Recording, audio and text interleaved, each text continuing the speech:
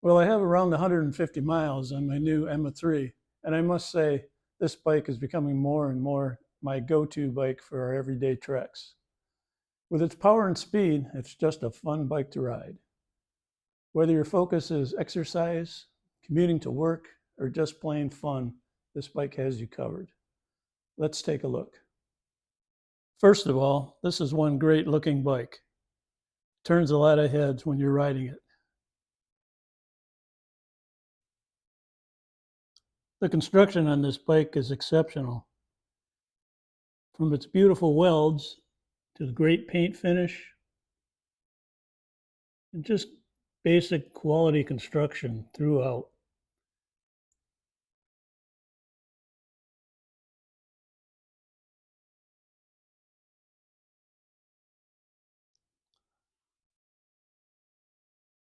They didn't cut any corners here.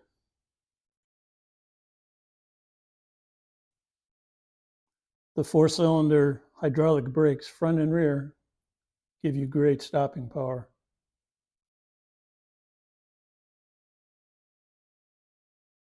This bike comes with torque sensor pedal assist.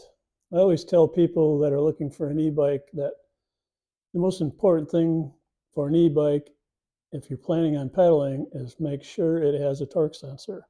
This is one of the only moped style bikes that I know of that has that feature.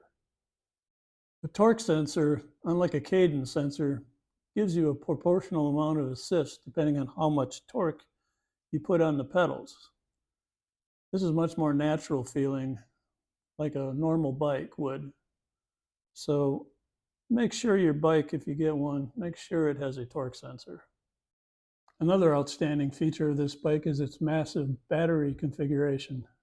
Two 52-volt, 20 ampere hour batteries, one in the front, one in the rear. Gives you incredible range. They claim 150 miles. After riding this for a while, I definitely believe it. The front battery is on all the time. It has a status indicator and a charging port on the side and a USB port.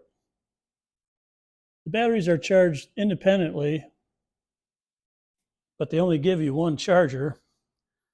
But as often as you have to charge these, I don't think that's a really big issue.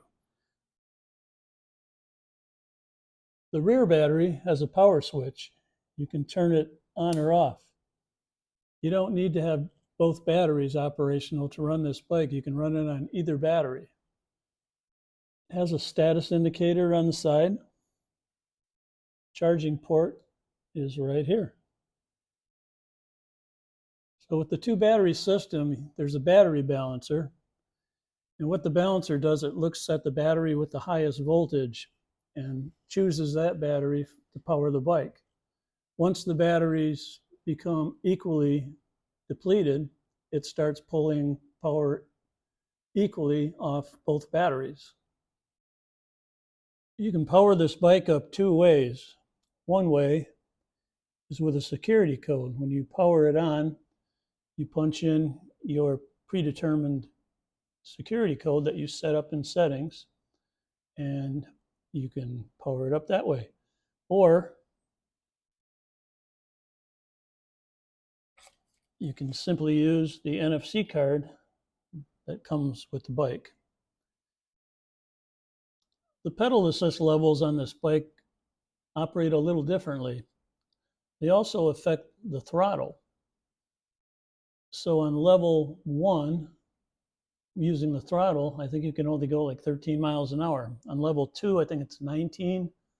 Level 3, I think it's in the 20s, and so forth, all the way up to way over 35 miles an hour.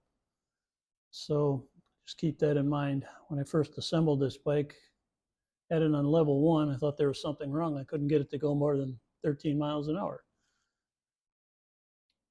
So the pedal assist, as far as getting exercise, level 1 doesn't give you a whole lot of assist, so you're going to get a good workout on level 1. All the way up to level 5, you can really start feeling the assist, and it's fairly easy to pedal. So if you're looking for a bike for exercise, this is the one for you. I really like these CST Scout tires. They really give you a smooth and quiet ride on flat surfaces. They're also great on off-roading though. Coupled with the front and rear suspension, this gives you a great ride. In closing, I just want to say how much I enjoy this bike. It's fast, it's powerful, just a fun bike to ride. I highly recommend it.